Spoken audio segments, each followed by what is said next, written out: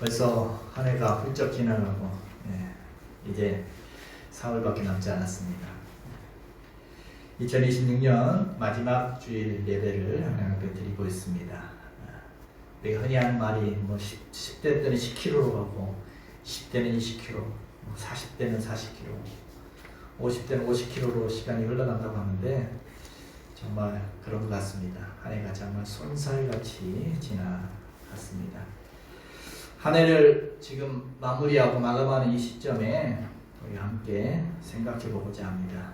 여러분 어떠셨어요? 올 한 해 어떠셨나요? 좀 행복하셨나요? 예. 아멘. 네. 행복하신 분도 있고 그랬나 싶기도 하고. 올 한 해 저희 성림교회는 주제가 뭐였죠? 다시 꿈을 꾸며. 네. 다시 꿈꾸게 하소서 라는 주제로 여기까지 달려왔습니다. 어떠셨습니까? 올 한 해 좀 꿈을 꾸셨습니까? 네. 꿈을 꾼다고 하는 소망이 있었다는, 어떻게 좀 소망이 넘치는 그런 삶을 사셨습니까? 아멘. 이 마지막 주일에 우리가 지난 한 해를 함께 돌아보며 은혜로 좀 정리해 보고자 합니다. 여러분, 한 해를 보내면서 우리의 고백은 무엇입니까? 올 한 해 정말 다시 꿈꾸며 보낸 한 해였는 줄로 믿습니다. 아멘. 우리가 말세에 꿈꾸며 여기까지 올 수 있었습니다. 오늘 17절 말씀에 보면 하나님 말씀하시기를 말세에 내가 내 영을 모든 육체에 부어주리니 너희 자녀들은 행할 것이요 너희 젊은이들은 환상을 보고 너희 늙은이들은 꿈을 꾸리라. 17절 이 말씀이 올 한 해의 주제 선구였습니다. 주제 선구였는데 하나님께서 하나님의 영 성령을 부어주셔서 그래서 그 결과 어떻게 될 것이다? 자녀들도 젊은이들도 늙은이들도 다 꿈을 꾸게 되고 꿈을 말하게 되고 환상을 보게 되어지고 꿈을 꾸게 될 것이다. 성령을 보내주겠다는 그 약속이었습니다. 하나님의 영이신 성령을 부어주심으로 다시 소망이 넘치게 해주시겠다는 그런 약속입니다. 그것도 언제? 말세라고 했죠. 말세라는 것은 해석해 보면 정말 소망이 없는 그런 시대에, 정말 꿈꿀 수 없는 그런 시대에 다들 말하기를 이제 끝이다, 이제 끝났다, 이제는 말세다, 더 이상 소망이 없다 라고 말하는 그런 시대, 그런 환경 가운데 있는 사람들에게, 꿈을 잃어버린 사람들에게, 미래가 없는 사람들에게, 꿈꿀 수 없는 사람들에게 성령이 오시면 다시 꿈을 꾸게 되고 다시 소망을 말하게 될 것이다 라는 말씀입니다. 여러분, 그렇죠. 환경은 자꾸 우리에게 꿈 깨라 라고 이야기합니다. 미래는 없어 라고 말합니다. 환경은 우리에게 그렇게 말하는데 하나님은 우리에게 뭐라고 말씀하세요? 소망이 있다라고 말씀합니다. 다시 소망으로 다시 꿈을 꾸게 하신다라고 말씀하고 있습니다. 이 말씀으로 한 해 동안 달려왔는데 여러분 어떠셨나요? 정말 이 말씀 그대로 다시 꿈을 꾸며 살아온 한 해였습니까? 네, 대답이 없으십니다. 분명 올 한 해도 힘든 일들도 많았을 것이고 지치고 낙심되고 그럴 때도 있었을 것입니다. 살다 보면 누구나 다 지치고 힘들 때 있습니다. 정말 답답할 때도 있습니다. 정말 말세처럼 그렇게 느껴지는 그런 절망스러울 때도 있습니다. 그런데 어떠세요? 여기 와 있잖아요. 저 꼬리 지점이 오셨잖아요. 완주 왔었잖아요. 마치 마라톤 선수가 막 달리면서 힘들게 달렸지만 결국 꼬리 지점에 완주하여 테이프를 끊는 것처럼 우리도 결국 여기까지 왔습니다. 잘하셨습니다. 장하십니다. 네. 그런데 그냥 온 것이 아니라는 거죠. 쉽게도 낙심하기도 하고 절망하기도 하는, 그렇게 쉽게 절망에 빠지기도 하는 오늘 우리를 위하여 하나님은 그때마다 옆에서 함께 달리면서 조금만 힘내 응원해 주시며 소망이 보인다, 지금 꼬리 지점이 이제 조금만 가면 된다라고 우리에게 자꾸 소망을 주시면서 다시 소망으로 우리의 마음에 힘을 계속 불어넣어 주시므로 여기까지 올 수 있었는 줄로 믿습니다. 아멘. 덴마크의 실존주의 철학자 키르케고르는 죽음에 이르는 병이라는 그 책에서 이런 말을 했습니다. 절망하는 사람은 죽을 수밖에 없다. 절망이 바로 죽음에 이르는 병이다 라고 말했습니다. 소망을 잃어버리고 살 수 없다는 거죠. 절망에 빠진 사람은 결국 죽는다. 소망이 없는 인생 살아도 사는 게 아니다. 그런 말이죠. 우리가 살아있는 것은 우리 소망이 있기 때문입니다. 그래서 성경에 보면 고린도서 13장에 믿음, 소망, 사랑 이 세 가지는 항상 우리에게 있어야 한다라고. 이 세 가지 우리가 살아가는데 우리 마음의 동력, 믿음, 소망, 사랑 이게 항상 우리에게 있어야 된다는 겁니다. 반드시 우리가 살아가는데 필요한 것 중에 하나가 바로 이 소망이라는 것입니다. 소망을 잃어버리면 정말 살아갈 수가 없습니다. 올 한 해 우리가 살아갈 수 있었던 것은 이런 말세와 같은 환경 속에서도 이런 어려움 속에서도 결국 우리가 여기까지 완주할 수 있었던 것, 여기까지 달려올 수 있었던 것은 하나님께서 우리에게 소망을 주셨어요. 소망이라는 에너지를 그때 불어넣어 주심으로 여기까지 올 수 있었는 줄로 믿습니다. 아멘. 사도 바울도 그래서 하나님의 은혜로 여기까지 왔다라고 고백하죠. 고린도서 15장에 보면 나의 나된 것은 하나님의 은혜로 된 것이다. 내가 한 것이 아니라 하나님의 은혜로다. 바울도 분명 낙심할 때가 있었습니다. 성경에 보면 살 소망까지 끊어졌다라고 이야기한 적이 있습니다. 죽고 싶을 때도 있었습니다. 포기하고 싶을 때도 있었습니다. 그런데 그때마다 다시 일어날 수 있었던 것은 다시 일어나 복음을 전하고 또 교회를 세워가고 그런 환난 가운데서 수많은 영혼들을 구원하고 할 수 있었던 것은 바로 하나님의 은혜로다. 하나님의 은혜로 된 것이다.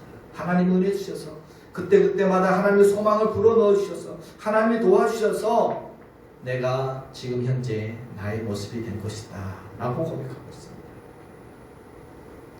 여러분 뭐가 은혜입니까? 뭐 죽다 살아나의 은혜입니까?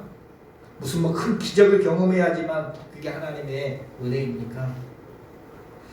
지난 1년 동안 어려움 속에서도 그런 많은 또 숱한 또 어려움도 있었지만 그래도 포기하지 아니하고 그래도 절망하지 아니하고 여기까지 올 수 있었던 것이 은혜 아닙니까? 무슨 뭐 큰 뭐 사건 뭐 그런 어려움이 큰 문제가 있고 뭐 큰 사건이 있어야지만 아니라 별일 없이 아무 일 없이 여기까지 온 것이 어찌 보면 더 큰 은혜 아닙니까? 뭐 죽다 살아나야지만 은혜입니까? 그런 일 없이 여기까지 올 수 있는 게 더 큰 은혜가 아니겠습니까? 저는 그런 은혜를 받고 싶지 뭐 죽다 살아나고 싶지는 않거든요. 어려움 속에서도 하나님 그때부터 소망 주셔서 여기까지 올 수 있었는 줄을 믿습니다. 아멘. 그래서 성경의 갈렙이라는 사람도 정말 힘겨운 삶을 살았죠. 유대 광야를 그 광야를 40년 동안 진행했습니다. 이 갈렙이 광야 40년을 버티고 결국 그때 완주를 하죠. 완주하고 나서 그는 고백합니다. 다른 사람들 그 광야에 다 쓰러져 죽었습니다. 다 쓰러졌지만 여호수아 갈렙 두 사람만은 가나안 땅까지 끝까지 완주를 해냅니다. 그 광야를 통과해냅니다. 무슨 차이일까? 다른 사람들은 왜 광야에 다 쓰러졌는데 이 여호수아 갈렙은 어떻게 그 힘든 광야를 40년 동안 다 통과하고 끝까지 완주할 수 있었을까? 그 차이가 뭐였습니까? 한 가지 차이가 있었습니다. 그게 뭐냐? 갈렙에게는 있었고 다른 사람들이 없었던 게 있습니다. 갈렙에게는 약속의 말씀이 있었습니다. 이 산지를 이 가나안 땅을 너에게 줄 것이다. 하나님의 약속이 있었습니다. 그 약속 붙잡고 갈렙은 소망이 있었어. 광야를 지나면서도 소망이 있었습니다. 그래 하나님이 저 땅 나에게 준다고 했어. 소망이 있었습니다. 근데 다른 사람들은 어때요? 소망이 없었습니다. 왜요? 너희들은 다 광야에 쓰러질 것이다. 한 사람도 들어가지 못할 것이다. 오직 여호수아 갈렙만 들어갈 것이다. 그들에게는 소망이 없었습니다. 이 광야를 통과하고 나면 뭔가 있을 것이라는 소망이 그들에게는 없었습니다. 그래서 그 광야를 버티지 못하고 힘겨운 광야를 통과하는 동안에 다 광야에 쓰러지고 말았습니다. 하나님 주신 꿈, 소망, 약속의 말씀, 이것이 있었던 갈렙은 그 힘겨운 광야를 버티고 다 통과하고 나서 결국 가나안 입구에 도착했는데 40년이 지난 나이 80이 되었습니다. 가나안 입구에 딱 도착했을 때 갈렙이 뭐라고 외칩니까? 뭐라고 외쳐요? 그렇죠. 여호수아 14장 12절을 같이 한번 보겠습니다. 그날에 여호와께서 말씀하신 이 산지를 내게 주소서. 당신도 그날에 들으셨거니와 내가 여호와께서 말씀하신 대로 그들을 쫓아내리라. 아멘. 그날에 40년 전에 하나님 약속하셨어요. 나한테 이 산지 내게 준다고 약속했는데 이제 지금 내게 주십시오. 여호수아에게 지금 한 말입니다. 여호수아 당신도 들었지 않습니까? 하나님 말씀 들었죠. 당신도 똑똑히 들었죠. 하나님 말씀하신 그대로 내가 그들을 쫓아내고 그 땅을 차지하게 될 것입니다. 이거 붙잡고 40년 동안 달려온 것입니다. 힘겨운 그 광야 버티고 지나올 수 있었던 것이 이 소망, 이 약속이 있었기 때문에 그것이 없었던 사람들은 결국 못 견디고 광야에서 다 지쳐 쓰러졌지만 이 약속, 이 소망이 있었던 사람은 그 힘겨운 광야를 지나갈 수 있었습니다. 그래서 당당하게 자 약속하신 대로 라고 이야기할 수 있었습니다.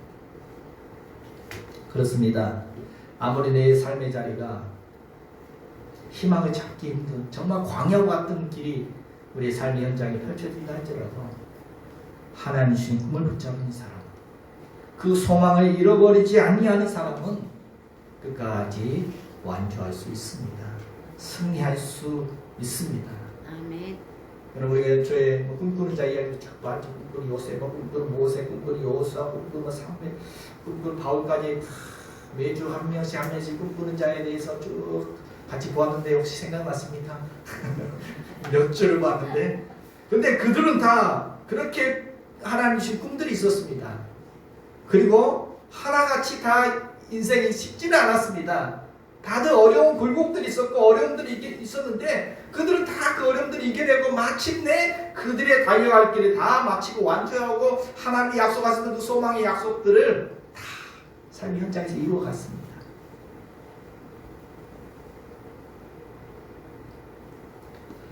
성도 여러분, 2025년 올 한 해 참 만만치 않았을 것입니다. 힘들고 어려움도 많았을 것이고 정말 말세와 같다라는 그런 정말 힘겨움도 느꼈을 것입니다. 그러나 이렇게 쓰러지지 않고 그 어려움들을 이겨내고 여기까지 왔습니다. 여기까지 오게 한 데는 바로 하나님께서 그 능력의 손으로 우리를 붙들어 주셨고 또 낙심된 우리의 마음에는 소망을 불어넣어 주셔서 우리는 다시 꿈꾸며 다시 일어나며 여기까지 올 수 있었는 줄로 믿습니다. 아멘. 시장통에서 험한이라는 어머니가 그래도 웃음을 잃지 않고 씩씩하게 사는 것은 학교 다니는 자기 아들이 언젠가 훌륭한 인물이 될 것이라는 소망이 있기 때문입니다. 병원에서 환자가 그 고통스러운 항암 치료를 견뎌낼 수 있는 것은 내가 다시 건강을 회복하게 될 것이라는 그 소망이 있기 때문입니다. 소망은 우리의 마음에 힘을 불어넣어 줍니다. 반대로 소망을 잃어버린 사람은 쉽게 마음이 무너지죠. 현재 고통보다 더 힘든 게 뭔지 아십니까? 현재 고통보다 더 힘든 건 소망이 없는 것. 현재 고통보다 더 힘든 것은 내일도 결코 나아질 기미가 하나도 없다. 이 절망감이 더 힘든 겁니다. 그래서 하나님께서는 올 한 해도 고비 때마다 다시 꿈꾸게 하시고 다시 꿈꾸게 하시고 다시 소망을 불어넣으시고 다시 마음의 힘을 불어넣어 주셔서 이렇게 역경을 이기고 여기까지 완주하게 된 줄로 믿습니다. 아멘. 여기까지 올 수 있는 데는 하나님이 소망을 주셨음을 고백합니다. 어려운 순간마다 이길 힘 주셨고 혹 넘어져도 다시 일어설 소망을 불어넣어 주셨음을 믿습니다. 아멘. 또 올 한 해 다시 꿈꾸게 하심으로 어떤 은혜가 있었습니까? 네, 하나님이 그 꿈으로 우리 더 행복할 수 있었는 줄로 믿습니다. 잠언 10장 28절에 보면 소망은 즐거움을 이루어도 로마서 12장 12절 소망 중에 즐거워하며 무슨 말입니까? 소망이 즐거움을 이룬대요. 소망이 즐거움을 준다는 거죠. 그래서 사도 바울은 소망 중에 나는 즐거워한다. 소망 중에 즐거워하며 라고 말합니다. 여러분 그렇습니다. 소망이 있으면 우리 마음은 더 밝아집니다. 소망이 있으면 소망을 품고 살아갈 때 즐겁습니다. 소망은 꿈을 꿀 때 우리는 더 행복할 수가 있습니다. 아멘. 그래서 신학자 에밀 브루너는 이런 말을 했습니다. 허파에 산소가 필요하듯 삶의 의미에는 소망이 필요하다라고 이야기했습니다. 무슨 말입니까? 우리가 허파에 숨을 쉬려면 산소라는 게 있어야 됩니다. 산소가 없으면 숨을 못 쉬어요. 허파에는 숨을 쉬기 위해서 반드시 산소가 필요한 것처럼 우리의 삶을 의미 있게 살아가고 행복하게 살아가려면 뭐가 필요해요? 소망. 소망이 꼭 필요하다는 겁니다. 소망이 있어야 삶이 의미가 있고 삶이 더 즐겁게 행복할 수 있다는 것입니다. 소망이 그만큼 필요하고 중요하다는 거죠. 어떤 사람이 새빵살이를 오래 하다가 돈을 또 이렇게 저축하고 해서 이제 새 아파트를 분양을 받았습니다. 만약 그렇다면 그 마음이 어떨까요? 뭐 저는 안 해봐서 잘 모르겠지만 앞으로 이제 얼마 후면 새 아파트 들어간다는 그런 생각을 하면 아마 막 마음이 설렐 것 같습니다. 비록 지금은 새빵살이 하며 뭐 서러움도 있지만 서럽지 않습니다. 막 도리어 기대가 됩니다. 막 기다려집니다. 그리고 기쁩니다. 왜요? 얼마 뒤에 새 집에 들어갔다는 그 소망이 있으니까 막 자기도 모르게 웃음이 나와요. 막 행복감을 막 감출 수가 없습니다. 현실이 힘들어도 소망이 있으면 더 행복할 수 있습니다. 소망을 생각하면 더 즐거울 수 있습니다. 올 한 해 주님은 우리에게 다시 꿈을 꾸게 하심으로 소망 주심으로 더 행복한 한 해였음을 믿습니다. 아멘. 사람들은 누구나 더 즐겁게 살기를 원하고 더 행복하게 살기를 원합니다. 행복 없으면 어떻게 살아요? 다 사람들 행복하기를 원해요. 어디서든지 행복을 찾으려고 해요. 그래서 어떤 사람들은 과거에서 행복을 찾습니다. 과거에서 행복을 찾는 사람들도 있죠. 옛날 생각하면 그때 행복했던 그 추억들을 되뇌이며 그래서 빛바랜 앨범을 뒤적이며 행복했던 때를 떠올립니다. 집 여기저기에 그 행복했던 순간들의 사진들을 또 막 붙여놓고 심지어는 결혼사진까지 붙여놓고 행복했던 때를 다시 생각하며 다시 되뇌이면 다시 우리 감정이 그때를 또 생각하게 되거든요. 다시 되뇌이며 또 그렇게 과거에서 행복을 찾으며 살아가는 사람도 있습니다. 이것도 좋은 방법입니다. 왜? 과거는 사라지지 않거든요. 과거는 사라지지 않습니다. 쉽게 행복을 다시 찾을 수 있는 좋은 방법이기도 합니다. 여러분도 가끔 한번 앨범도 뒤져보시고 과거 행복할 때를 또 다시 또 이야기도 해보십시오. 그럼 다시 또 행복할 수 참 사라지지 않는 과거 쉽게 행복을 또 다시 경험하시는 방법입니다. 그런가 하면 어떤 사람은 현재에서 과거가 아니라 현재에서 행복을 주로 찾으려고 하는 사람들도 있습니다.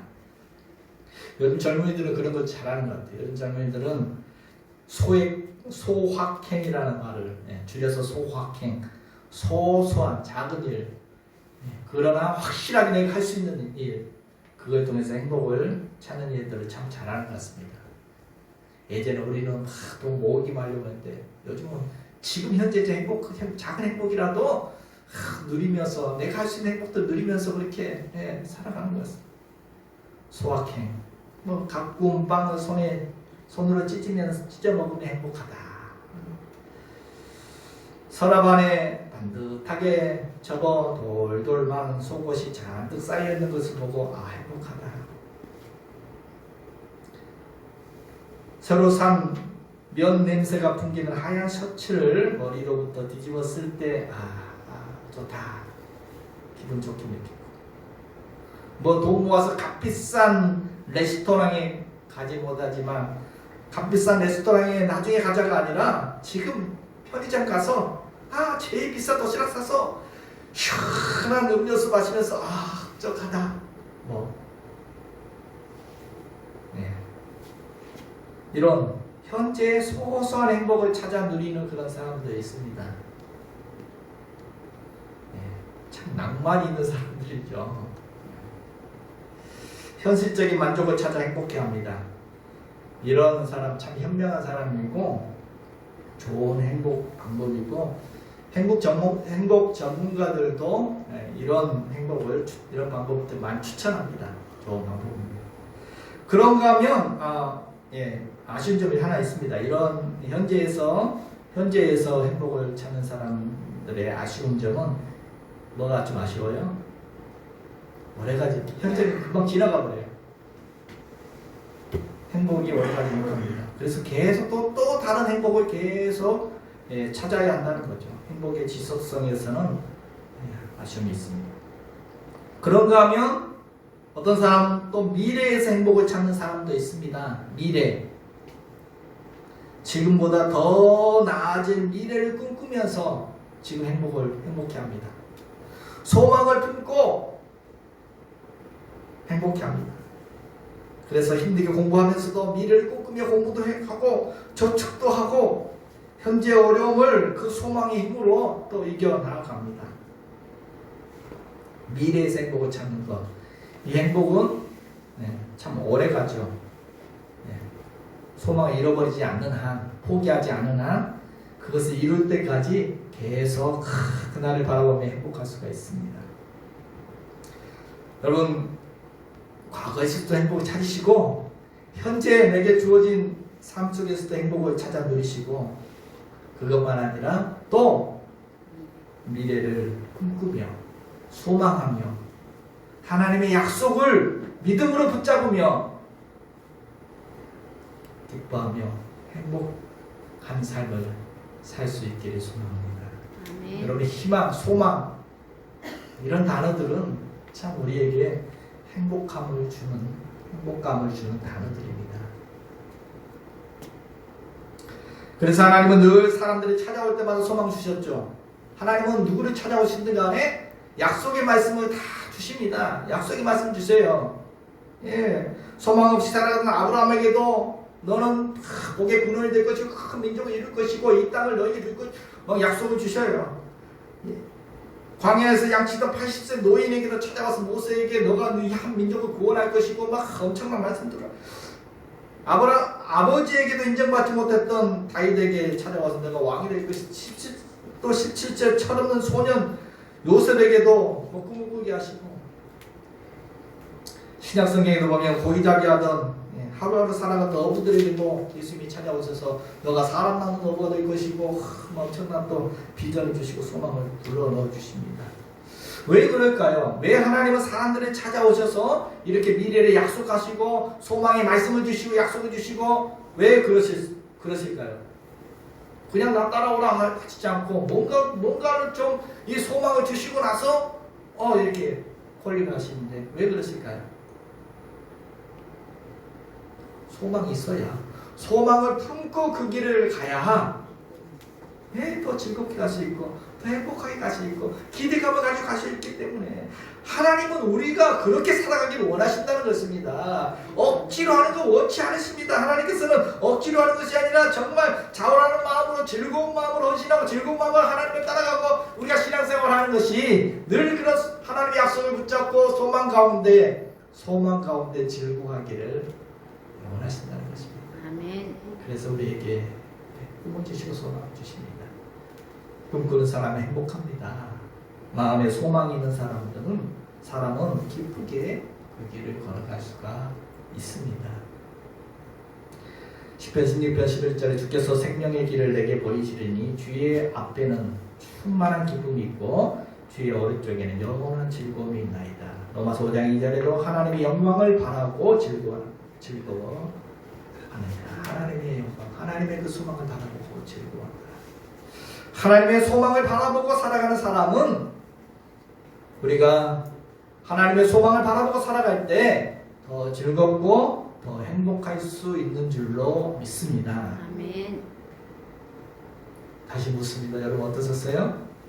올 한 해 다시 꿈꾸게 하소서 이 주제로 여기까지 달려왔는데 어떠셨습니까? 올 한 해 하나님 주신 그 꿈을 꾸시면서 하나님 주신 소망을 품고 살아가면서 어떻게 더 행복하셨습니까? 그래도 대단히 안 나오네요. 저는 개인적으로 제 이야기를 해야 될 말씀 안 하시니까 저는 개인적으로 올 한 해 참 더 행복했습니다. 어떤 면에서 하나님 주신 소망을 품었거든요. 예전에 잘 구분을 못했어요. 희망하고 소망을 잘 구분을 못했었습니다. 똑같은 건지 다르더라고요. 희망이라는 것은 주관적인 거거든요. 내 경험상 내가 생각하게 내가 바라고 소망하고 내가 목표하고 미래를 소망하는 희망. 희망이라는 것은 주관적인 것입니다. 성경에서 말하는 소망은 내 주관적 생각이 아니라 하나님의 약속의 말씀을 믿음으로 바라보는 것이 소망입니다.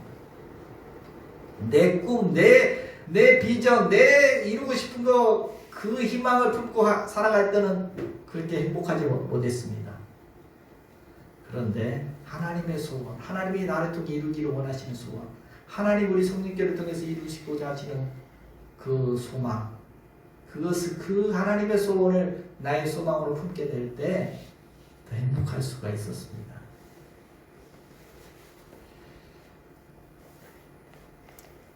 무슨 말인지 잘 모르겠다고요?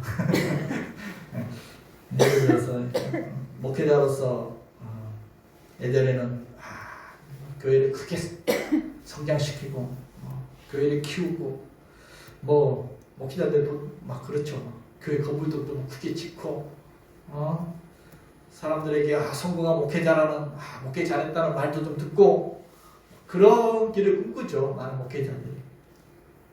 근데 그런 꿈을 그런 희망을 품고 살아갈 때는 스트레스입니다. 마음이 더 힘들어요. 목사님, 저희 교회 오신 지 10년이 넘었는데 교회가 아직도 이 모습이네요. 대놓고 이야기 하시더라고요, 누가. 그래서 별 생각 없이 하시는 말에도 그런 말 들을 때마다 내 책임인 것 같고 내가 무능한 것 같고 내가 정말 이 교회에 필요한 목회자인가, 내가 이 교회에 계속 있어야 될 사람인가, 이런 고민도 하게 되어지고 그냥 말 한마디에 스트레스 받고 꿈이 있고 목표가 있고 그런 소망을 품는다는 것이 행복이 아니라 더 스트레스고 더 힘들게 하고 더 그렇게 하는 것을 그렇게 했다는 거죠. 그런데 올 한 해는 우리가 빌립보서 말씀을 쭉 나눴죠. 같이 빌립보서 말씀을 나누면서 내 소원이 아니라 내 희망이 아니라 하나님의 소원, 하나님의 바라심, 하나님이 나를 통해서 하나님 우리 성령교를 통해서 뭘 바라시는가, 하나님의 소원을 하나님이 주신 그 소망을 품게 되었을 때 행복할 수 있었습니다. 저는 빌립보서를 쭉 여러분과 함께 나누면서 저에게 힘이 됐던 부분들이 몇 개 있었는데 그 중에 하나가 또 빌립보서 2장 15절 16절이었습니다. 같이 한번 볼까요? 빌립보서 5장 2장 15절 16절 같이 읽겠습니다. 이는 너희가 흠없고 순전하여 어그러지고 거스리는 세대 가운데 하나님의 흠없는 자녀로 세상에서 그들 가운데 빛들로 나타내며 생명의 말씀을 밝혀 나의 다름질이 헛되지 아니하고 수고도 헛되지 아니하므로 그리스도의 날에 내가 자랑할 것이 있게 하려 합니다. 아멘. 아멘. 아, 그렇구나. 하나님의 소원이 이거구나. 하나님의 소원은 내 생각과 다르구나. 하나님의 소원은 이거구나. 성도들이 어그러지고 거스리는 이 세대 가운데서 흠없는 하나님의 자녀로 세상의 빛들로 살아가기를 원하시는구나. 생명의 말씀으로 세상을 밝히며 살아가기를 원하시는구나. 그래서 목회자로서 해야 할 일은 바로 성도들에게 생명의 말씀으로 성도들이 인도함으로 말미암아 세상의 빛들로 살아가게 하는 것이 목회자가 해야 될 일이구나. 그렇게 하면 바울이 고백했던 것처럼 나의 다름질이 헛되지 않을 것이고 나의 수고가 목회자로서 나의 수고가 헛되지 않을 것이고 그리고 그리스도의 날에 주님 오시는 날에 내가 자랑할 게 있겠구나. 주님 앞에 내가 이렇게 했습니다 라고 자랑할 게 있겠구나. 좀 칭찬해 주시겠구나. 잘했다. 이 어그러진 세상 가운데 성도들을 세상의 빛으로 살아가게 했으니 잘했다. 생명의 말씀으로 살아가게 했으니 참 잘했다. 주님 저가 그렇게 했어요. 제 수고 헛되지 않아요. 내 다름질이 헛되지 않아요. 자랑할 게 있어요. 하나님의 소원을 품고 다시 꿈꾸게 하신 거죠. 말 그대로 그 꿈이 아니야. 그 꿈은 내가 원하는 꿈이 아니야. 내가 교회 크게 지은 거 나는 원치 않아. 예루살렘 성전 제자들이 예수님 보십시오. 얼마나 멋있어요. 얼마나 커요. 돌 하나도 돌 위에 남지 않고 다 무너지고 그거 다 쓸데없는 것이다. 예수님 보시기에는 그게 관심이 아니었죠. 지금 사람에게 관심을 가지고 그들에게 하나님 나라 이루어가는 그걸 원하시는 사람은 어부가 되라고 했지 뭐 건물 크게 세워가지고 그걸 막 기뻐하고 그게 아니다. 올 한해 다시 꿈꾸게 해주셨고 다시 하나님의 소원을 내 소원으로 품고 그래서 더 행복할 수 있는 더 행복했다는 것입니다. 제 고백이니까 여러분 아니라도 상관없습니다. 제 고백이니까.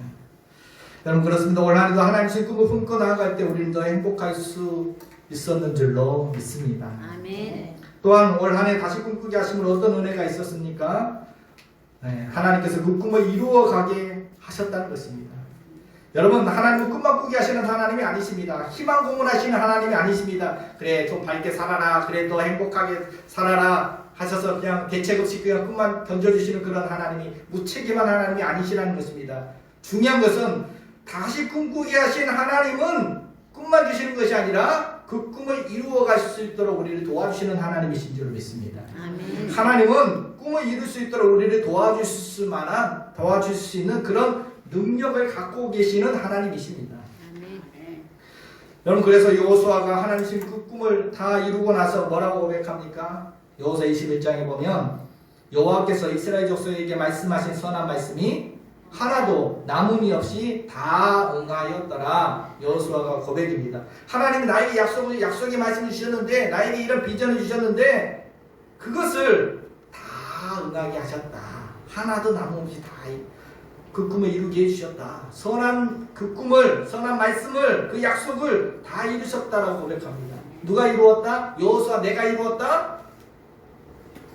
아니죠. 내가 한 것이 아니라 여호와께서 다 응하게 하셨다. 하나님의 은혜로 다 하나님의 도우심으로 전적인 하나님의 은혜로 하나님의 역사하심으로 이루어졌다는 것입니다. 그렇습니다. 하나님은 우리에게 꿈만 주시는 하나님 결코 아니십니다. 우리에게 꿈을 주실 때에는 또한 그 꿈을 이루도록 도우시는 하나님이신 줄로 믿습니다. 아멘. 그러므로 하나님 우리에게 꿈을 주셨다면, 여러분 올 한 해 꿈을 꾸셨다면, 뭐 꿈도 안 꾸신 분은 뭐 할 말 없지만 하나님 주신 꿈을 꾸셨다면 분명히 여러분 삶 속에 열매가 있을 것입니다. 아닌데요? 꿈 안 이루어졌는데요? 혹시 아직 꿈이 이루어지지 않았다면 여러분 삶 속에 지금 그 꿈이 이루어가고 있을 것입니다. 더 소중한 꿈, 더 귀한 꿈은 좀 뜸을 드립니다. 여러분 참 또 저 이야기를 합니다. 저 오늘 하루 참 감사한 것은 제 삶에도 참 열매들이 있었고 교회적으로도 가정적으로도 열매가 참 풍성했습니다. 지난 봄에 장로님과 좀 교회 이야기를 좀 하게 됐는데 홍인 장로님께서 그런 이야기를 하시더라고요. 작은 교회들이 다들 이렇게 힘든데 좀 같이 좀 연합을 해서 또 행사도 하고 같이 좀 운영도 하고 그러면 훨씬 더 흥미도 좋을 것 같습니다. 그런 취지의 말씀을 하셨습니다. 그래서 저도 공감을 하고 그렇게 좀 기도하면서 그렇게 한번 좀 알아봅시다. 그런 이야기를 나누었었는데 그런데 어때요? 올해가 가기 전에 우리가 연합예배 진행하시는 교회와 함께 또 석탄 연합예배를 드리면서 참 행복했습니다. 장소도 같이 공유하면서 같이 협력교회로서 같이 또 하게 되어서 얼마나 감사한지 모릅니다. 송군 예배도 같이 드리자고 하더라고요. 함께 하니까 좋습니다. 함께 하니까 더 힘이 됩니다. 저번에도 말씀드렸죠. 제가 여름에 좀 추진해 보려고 제 힘으로 뭔가 좀 해보려고 했는데 안 되더라고요. 사람 마음 같이 맞추기가 쉽지 않더라고요. 그런데 그냥 하나님께 맡겼더니 하나님이 다 해주시더라고요. 하나님 다 인도해 주셨습니다. 얼마나 감사한지 앞으로 또 어떤 시너지 효과가 나타날지 기대가 됩니다. 가정적으로 참 감사한 열매들이 많았습니다. 제가 작년 연말에 설교했던 것을 한번 뒤져봤거든요. 그랬더니 작년 연말에 제가 또 이런 감사를 했더라고요. 작년 연말에는 딸이 좋은 짝을 만나 결혼해서 감사하고 아들이 취업을 해서 감사하고 두 가지 숙제를 다 마쳤으니 제 마음이 많이 가벼워졌다고 감사하다는 그런 고백을 했더라고요. 근데 올해는 또 그 딸의 가정이 1년 만에 또 아이를 가졌다고 하는 게 또 얼마나 감사해요. 또 막내도 자기가 원하는 고등학교 또 합격을 해서 진학을 하게 되었으니까 참 감사합니다. 작년에 또 아픈 데도 많았고 또 응급실까지 갔던 또 아내도 올해는 더 건강하게 지내는 것 같다. 참 또 감사합니다. 여러분 찾아보세요. 열매가 뭐가 있었느냐? 찾아보세요. 분명 하나님 주신 열매가 있을 것입니다. 하나님은 꿈과 소망을 주시는 하나님이 아니시거든요. 아까 말한 것처럼 혹시 꿈이 안 이루어졌다면 더 귀하고 더 소중하기 때문에 그 꿈이 지금 참 익어가고 있을 것입니다. 이루어가고 있는 줄로 믿습니다.